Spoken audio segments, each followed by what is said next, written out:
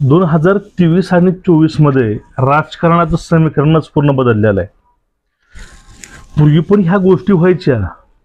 राजकारणामध्ये सर्व काही माफ असतं ह्या गोष्टी माहीत होत्या. पण पूर्वी पण पक्ष फुटायचे, पण चिन्ह आणि नाव घेऊन पक्ष प्रथमतः 2023 आणि 24 मध्ये फुटत आहे. सध्या महाराष्ट्रामध्ये लोकसभेचं वारं चालू आहे. यामध्ये अजून इंडिया आघाडी भारतामध्ये आणि महाराष्ट्रामध्ये महाविकास आघाडी अजून ठामपणे ठोसपणे बनली नाही. महाराष्ट्रामध्ये उद्धव ठाकरेंची शिवसेना, राष्ट्रवादी शरद पवारांची आणि भारतीय काँग्रेस सोबत वंचित बहुजन आघाडी यांचा अजून समावेश किंवा यांचं महाविकास आघाडीचं गठबंधन झालं नाही. एवढ्या गोष्टी असतानाच प्रत्येक पक्ष, प्रत्येक नेता फुटत राहिला आणि त्यामध्ये प्रथमतः शिवसेना फुटली, नंतर राष्ट्रवादी काँग्रेस फुटलं आणि त्यानंतर आता फूट पडलेली आहे ती म्हणजे राष्ट्रीय काँग्रेसमध्ये. शिवसेना का फुटली तर लोक म्हणतात की शिवसेना संजय राऊतमुळे फुटली, कारण संजय राऊतचा होणारा हस्तक्षेप हे कारण होतं शिवसेना फुटायचं. काय लोक म्हणतात, शिंदे म्हणतात की जी आमची युती होती राष्ट्रवादी सोबत काँग्रेस सोबत त्यामध्ये आम्हाला निधी कमी यायचा आणि यामध्ये राष्ट्रवादीचे अजित पवार यांचा पूर्णपणे हस्तक्षेप होता, त्यांनी आरोप पण केले होते. आता भलेही ते सोबत आहे सत्तेमध्ये, पण त्यावेळी त्यांचा आरोप हा होता फुटण्यामागचा. आता जो मुद्दा आहे तो मुद्दा कुठला, राष्ट्रवादीचा बघून घ्या. राष्ट्रवादी फुटायचे कारण काय सांगितले की सुप्रिया सुळेमुळं राष्ट्रवादी फुटले गेले.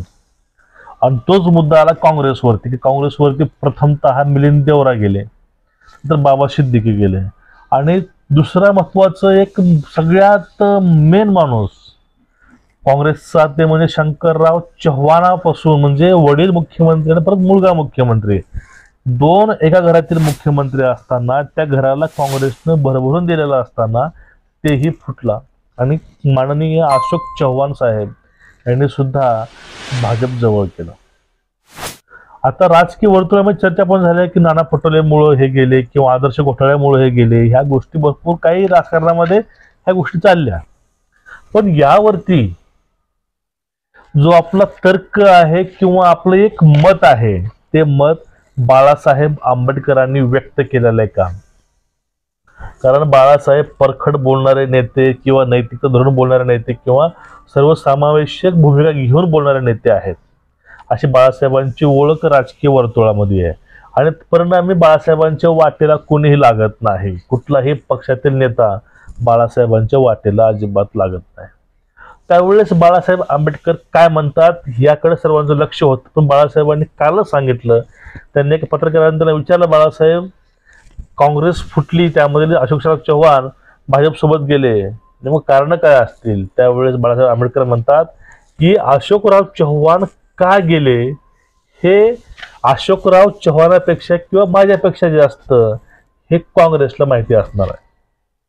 कारण काँग्रेसपासून एखादा व्यक्ती दूर जातोय, कारण काय आहेत फक्त दोघाला माहिती आहेत. एखादा पक्ष फुटतोय किंवा एखादं नातं तुटतंय. समजून घ्या, एक मित्र आणि मैत्रिणी आहेत, दोघ जण आहेत मित्र आणि मैत्रीण. त्या दोघांमध्ये नातं चांगलं चाललं होतं, 5-6 वर्ष सोबत राहिले, पण दोघांमध्ये अचानक काय झालं हे कोणाला माहित नाही. दोघं अलग झाले, म्हणजे दोघांचा ब्रेकअप झाला. या ब्रेकअप वरती लोक चर्चा करतील, पोर बाकीचे माणसं, पण नेमकं ऍक्च्युअली कारण काय आहे ते कारण दोघाला फक्त माहित असणार आहे. ते म्हणजे एक प्रियकर आणि एक प्रेयसी, मित्र आणि मैत्रिणी, ह्या दोघांना माहित आहे की नेमकं आपल्या दोघातलं मॅटर झालं होतं काय आणि दोघाला हा निर्णय का घ्यावा लागला हे दोघालाच माहिती आहे. दोघांशिवाय कुणालाही त्या गोष्टी माहीत नसणार आहेत. समजून घ्या, फक्त आपण तर्क वितर्क शक्यता लावू शकतो, पण ह्या गोष्टी आपण ठोसपणे सांगू शकत नाही. असं झाले काँग्रेसचं. आता काँग्रेस मधून अशोकराव चव्हाण एवढं प्रामाणिक नेतृत्व, एवढं त्यांनी काँग्रेसनं भरपूर दिलं, वडील मुख्यमंत्री परत हे मुख्यमंत्री, एवढे पद असताना सुद्धा यांनी हा निर्णय का घेतला हे फक्त काँग्रेसच सांगू शकतं आणि अशोकराव चव्हाण सांगू शकते, बाकी कुणालाही काहीही कळणार नाही. हे बाळासाहेबांचं वक्तव्य की अशोकराव चव्हाण का फुटले हे काँग्रेस शिवाय चांगल्या प्रकारे कोणी सांगू शकत नाही, हे काँग्रेस सांगू शकते, बाळासाहेबांनी सांगितलं. ठीक आहे, हा होता मुद्दा. आता बघा, जर काय गोष्ट आपल्याला माहिती आहे, आपल्यामधील 3 व्यक्ती फुटून सोबत भाजपचे गेलेले आहेत, याची जर माहिती पूर्णपणे काँग्रेसला असेल की नेमकं घडलं का, नेमकं का घडत आहे, तर यावरती उपाययोजना करणं हे खूप महत्वाचं आहे. आणि जर यावरती उपाययोजना नाही झाल्या तर अजून मोठ्या प्रमाणामध्ये पक्ष हे नक्कीच फुटणार आणि काँग्रेसचा सुद्धा खुळखुळा नक्कीच होणार, यामध्ये तिळ मात्र शंका नाही. आता पाहून घ्या, यावरती बाळासाहेबांचा नेमका स्टँड काय आहे समजून घ्या. बाळासाहेब वारंवार सांगतात की मला जो व्यक्ती मोदीच्या विरोधामध्ये लोकशाही वाचवण्यासाठी सक्षम किंवा तयार असेल त्यांच्या सोबत आम्ही नक्कीच येऊ किंवा त्यांच्यासोबत आम्ही नक्कीच असू. त्यामुळे त्यांनी जे पाठीमागील जे हे दोघांचं काय दुश्मनी असेल किंवा काही जमत नसेल किंवा ते कधीही एकत्र नसतील, एवढ्या सर्व पाठीमागच्या गोष्टी विसरून पूर्ण युग नाहीसा करून बाळासाहेब 2 पावलं पुढे आले. काँग्रेससोबतही राष्ट्रवादीसोबतही त्यांची ऑलरेडी शिवसेनेसोबत युती होती, ठीक आहे, पण युती असताना आल्या होती सोबत दोघांच्या, पण दोघांचा अद्यापही निर्णय झाला नाही. मेन मुद्दा यायचा कुठं, शीट शेअरिंगचा मुद्दा यायचा. आणि यावरती एक ट्विटरवरती एक बघा मला मॅसेज वाचला होता मी काल, त्यानं मला खूप हसवलं होतं. कुणीतरी एक व्यक्ती म्हणतो की सध्या भाजपामध्ये एकच चर्चा चालू आहे की भाजपामध्ये आरक्षण लोक मागत आहेत, जे भाजपाचे नेते आहेत त्यांना तुम्ही 20% आरक्षण द्या आमदारकीला आणि खासदारकीला. हे अशा गोष्टी सध्या हसावं की रडावं ह्या गोष्टी कळत नाहीत. आणि यामध्ये सगळं राजकारणाचा बोजावारा निघालेला आहे असं वाटतं. आणि प्रत्येक वेळेस बघा एकमेकावरती सध्या आरोप होत आहेत की भाजपवरती आरोप होत आहे की भाजप बाकीचे पक्ष पळवत आहे. अरे पळवायला काय ते लहान लेकरं आहेत का पळवायला त्यांना? तुम्ही 10 वर्ष तुम्ही महाराष्ट्र सांभाळलाय, तुम्ही 10 वर्ष म्हणा 15 वर्ष तुम्ही आमदारकी खासदारकी भोगली आहे आणि तरी तुम्ही फुटत आहात. तुम्ही काय बोळ्याला दूध पित नाही असं मी नाही म्हणत, हे जनता सर्व समजतो. पब्लिक सब जानती है, जनता सर्व कळते काय चालू काय नाही ते. यांच्याहून जास्त समज हे जनतेला आहे. बघा फडणवीस काय म्हणतात, जे चांगले चांगले लोक आहेत ते लोक भाजपमध्ये येत आहेत, हे फडणवीस म्हणतात. आणि काँग्रेसवाले किंवा ज्यांचे पक्ष फुटले ते काय म्हणतात की आमच्यामध्ये जे वाईट लोक आहेत ते लोक तिकडे गेले. समजून घ्या, इथं खरा पॉलिटिक्स असतो. जोपर्यंत तुम्ही माझ्यासोबत आहात तोपर्यंत तुम्ही चांगले आहात, ज्यावेळेस तुम्हाला मी सोडलं नंतर मी वाईट बनतो. अशोकराव चव्हाण मुख्यमंत्री होते त्यावेळेस अशोकराव चव्हाण चांगले होते, योगदान चांगलं आहे, अशोकराव चव्हाण चांगले होते.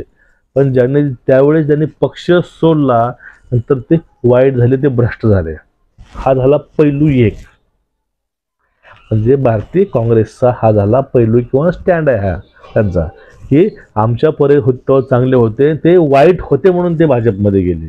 भाजप ही वॉशिंग मशीन आहे, ठीक आहे. हा मला झाला पुढला मला समजून घ्या. भाजप काय म्हणतंय, जो व्यक्ती पुढल्या पार्टीमध्ये आहे म्हणजे तो भ्रष्ट आहे, आणि ज्यावेळेस तो आमच्या सामील होतो त्याला निर्णय चांगला घेतला आणि तो व्यक्ती चांगला आहे, हे यांचं स्टँड आहे. म्हणजे भ्रष्ट कोण, नेमकं भ्रष्ट कोण आहे? हे राजकारणी भ्रष्ट आहेत की मतदार भ्रष्ट आहे, मत करणार आहे, त्यांची बुद्धी भ्रष्ट झाली होती मतदान करताना, म्हणून तुम्हाला निवडून आणलं होतं. हा एक सर्वसामान्यांच्या मनात प्रश्न खदखदतो सध्या. म्हणून एक प्रश्न मनाला पडतो, काखेत कळसा आणि गावाला वळसा. सर्वांना आपला बाब्या वाटतो, लोकांचं कार्टच वाटतं. आपलं कितीही नालायक असू द्या, आपलं चांगलंच वाटतं आपलं. पण एखादं लोकांचं गुन्हे पण असू द्या, ते वाईटच वाटतं. असं काही सध्या राजकारण चालू आहे आपल्या महाराष्ट्रामध्ये, तुम्ही बघत आहात आणि मी बघत आहोत. त्यामध्ये आता फक्त आपल्याला एवढंच बघायचं आहे की अजून भविष्यामध्ये आपल्याला काय काय नवीन नवीन बघायला मिळतंय, आपल्याला नवीन नवीन काय काय शिकायला मिळतंय. आता बघा, मला तर पिक्चर बघून 5 ते 6 महिने झाले, पिक्चर बघायची इच्छा होत नाही. कारण सगळ्यात मोठे पिक्चर हे राजकीय पार्टीमध्ये घडत आहेत आणि ते लाईव्ह पिक्चर घडत आहेत. कुठली स्टोरी नाही, स्क्रिप्ट रायटिंग नाही, बॅकग्राऊंड म्युझिक नाही, गाणे नाहीत, काय नाही असतं, ते डायरेक्टली ऍक्शन आपल्याला पाहायला मिळते. आणि ह्याचा तुम्ही आनंद घ्यावा आणि 24 मध्ये तुम्हाला काय करायचं नेमकं ते विचारपूर्वक गोष्टी कराव्यात. आणि याविषयी जे आंबेडकरांनी आपल्याला स्टँड घेतलंय, तुम्हाला नेमकं याविषयी वाटतंय काय? महाराष्ट्रातील राजकारण अजून कुठल्या थरापर्यंत जाऊ शकतं? तुमचं मत काय आहे ते खाली नक्कीच कमेंट करून कळवा. तुम्हाला आपले व्हिडिओ नक्कीच खरं तर आवडत असतील, चॅनलला सबस्क्राईब करा आणि बेल आयकॉन दाबून ठेवा. व्हिडिओ जास्तीत जास्त शेअर करत चला.